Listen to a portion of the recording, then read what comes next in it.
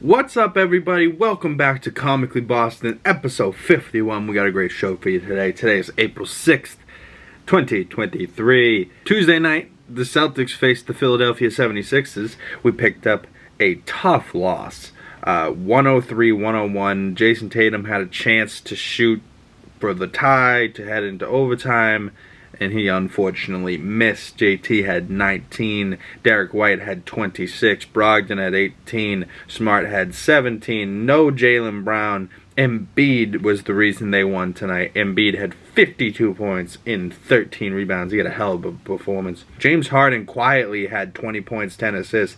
20 and 10 for any guard in the league is a solid performance any night. He's been doing that kind of all year. But James Harden used to be the guy that would score 60 points every night. Now he's just Embiid's sidekick, so he's like, whatever, I can just play whatever. He barely even tries and gets 20 and 10. But I think James Harden's still one of the best to do it. They got that lefty swag. He plays at an incredible pace. He passes well. He shoots the ball well. He just hasn't been, overly exceeding this year. But so we lose to Philly Tuesday night, 103-101. Tough loss. We are now 54-25. The Celtics have 3 more home games for the rest of the season. Their next game was Wednesday night against Toronto, last night's game. It was a good one. It seemed to drag on towards the end, and I wish it was higher scoring. But hey, beggars can't be choosers. No Tatum. They switched. No Brown against Philly. No Tatum against Toronto. So no Tatum, no Horford, no Smart, no Peyton Pritchard. Starting 5 was Derek White, Jaylen Brown, Sam Hauser, Mike Muscala, and Rob Williams at the 5. We picked up a W, 97-93. We improved to 55-25. Jaylen Brown had 25 points, 11 rebounds. Brogdon led the way with 29 points for us. We clinched the second seed. So despite the loss Tuesday night versus Philly on the second night of a back-to-back, picking up a dub versus Toronto, we clinched the second seed. So unfortunately, I don't think we have a chance to get the first seed anymore, so the Bucks get that, but we're the second seed, so heading into the playoffs, not too bad. I'll take a second seed. We have 2 more home games, Friday versus Toronto and Sunday versus the Hawks, and that's our regular season, folks. So playoffs starting next week, 2 weeks, who knows? I think we take a week in between.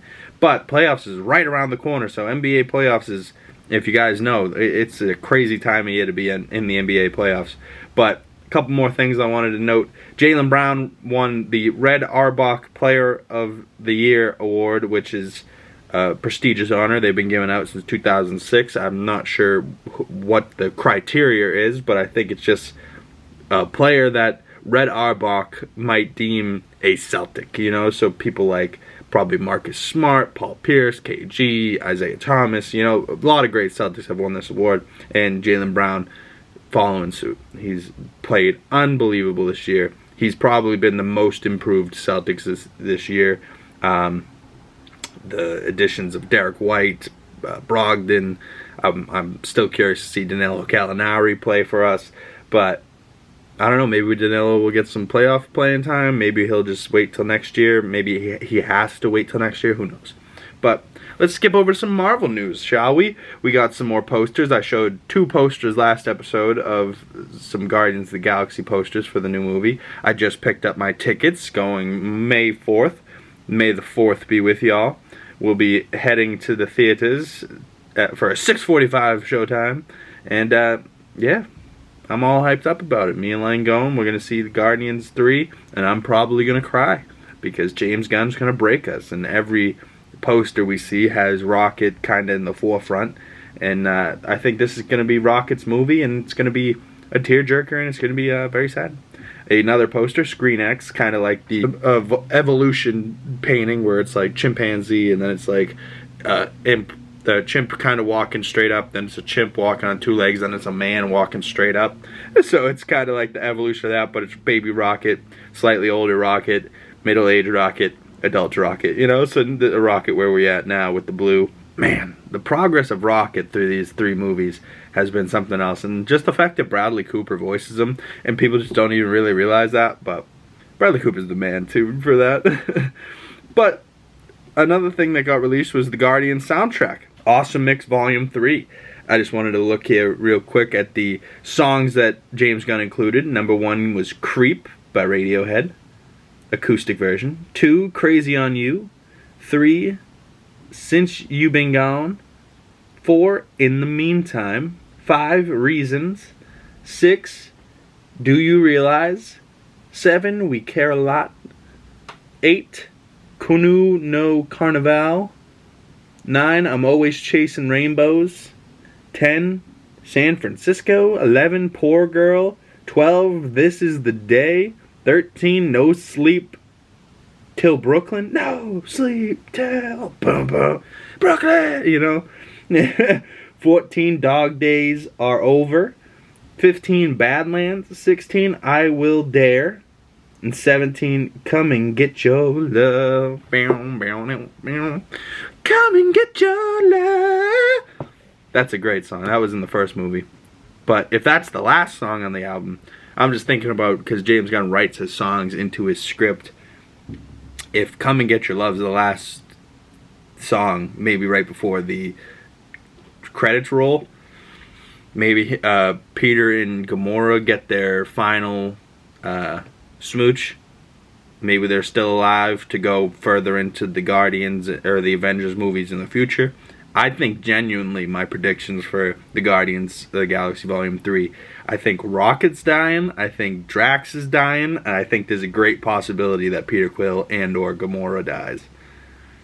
But I think it's going to be so sad. So sad.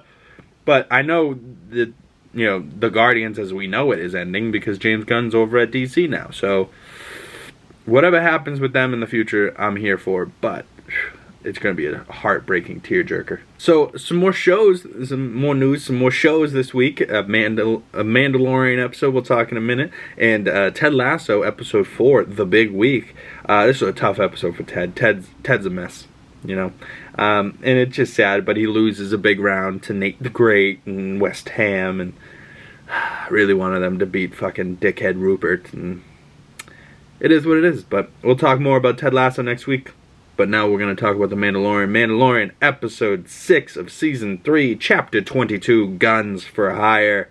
And that's referring to the guns for hire in this episode. That is Bo's old crew and fleet. The fleet that we saw in Season 1, or that might have been Season 2, where we first saw Bo-Katan, and they save Mando, and then all of a sudden they take off their helmets, and Mando's like, "You are not real Mandalorians." They're like, he's one of them. You know, so these Mandalorians take their helmets off, but the Mandalorians that we know from the show don't take their helmets off because they're from a specific cult of Mandalorians. Regardless, this episode is real crazy, and it's probably the reason why I hate Twitter, because I had Jack Black's cameo spoiled for me. Sucks. I saw his little face and beard on Twitter. I was like, what the fuck? So don't go on Twitter if you want to watch these episodes without getting spoiled. But so Jack Black and Lizzo are a married couple that are ruling some planet in this show, and this was kind of like a Scooby-Doo whodunit episode where Mando and Bo-Katan chased down like the bad guy, and it was the bad guy that they found from the beginning of the episode the whole time.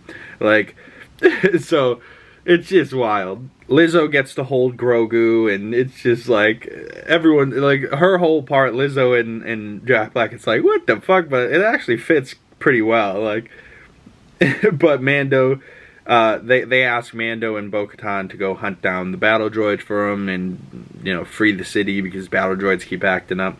So Bo's like, what do you think, Mando? And he's like, you had me at battle droids. You know, he's like, I just want to kill these fucking droids. He's always hated droids. So then they go and see the Back to the Future guy, Christopher Lloyd. And Christopher Lloyd is the main guy, the security guy that is in charge of these battle droids. And he sends them to the Ugnaughts, which is like, what's his name? I have spoken, Queel from, you know, Season 1. He dies, unfortunately, Queel. But Queel was an Ugnaught, so I have spoken. Mando knows how to communicate with these guys. So they get assistance from the Ugnaughts. They chase down, or Mando smacks some battle droids to see if they're battle functions are still in them, and he smacks one battle droid, it bitch smacks fucking Mando, and then they go on a run, they chase him down, they're going on a run, Mando jumps through a window, tackles him. It's like a police chase episode. It was like just so strange, but also good in some ways. But they end up getting a chip that says the Resistor on it, so then they go to an all-droid bar where the Resistor is talking to him and tells him what's going on and how the droids aren't the bad ones, we're just programs. And there's like little nanobots inside the droids fucking like shots, and the nanobots are making them aggressive, and the nanobots are from who? The head of security, the Back to the Future guy, Christopher Lloyd. So then Christopher Lloyd's like, yeah, I would have got it away with it if it weren't for you meddling kids type of deal, you know? So then they go back to fucking Christopher Lloyd. They take him, they bring him to Jack and Lizzo. Lizzo's like, what are you doing here? But before they walk in, they take Christopher Lloyd to Jack and Lizzo. Right before they walk in, they show just, for no reason, just a quick scene of Grogu throwing a ball and like it bounces through a bunch of hoops and shit. And it's like, why are we doing trick shots with Grogu? Like, you have all the things you could do in the world, and we're just making trick shots with this poor fucking green thing?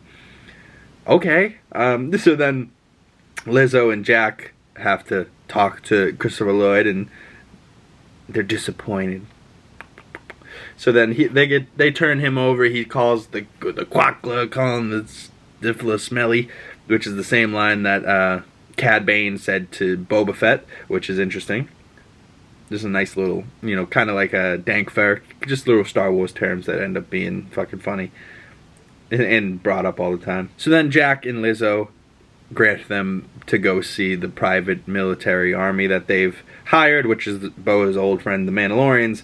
Bo challenges the leader of that to a fight, or a one-on-one battle. She wins, and then she's like, Mandos are stronger together, and blah, blah, blah, and they all are like, well, you're walking around with him, and the Darksaber is his. And he's like, no, it's hers. She saved, from the logic of, she saved him from the crab droid in the first episode and used this blade all just fine. And so Mando gives her the blade, and then the episode ends with her sparking up the blade, which I just don't like, personally. Like, I watched the Clone Wars. I know some of you people didn't, but I watched the animated series, The Clone Wars. I've seen Bo-Katan wield the Darksaber, and frankly, I like our boy Mando to have it a lot better. He's the one that fucking beat Moff Gideon for it, and she didn't beat Mando for it. She just saved Mando.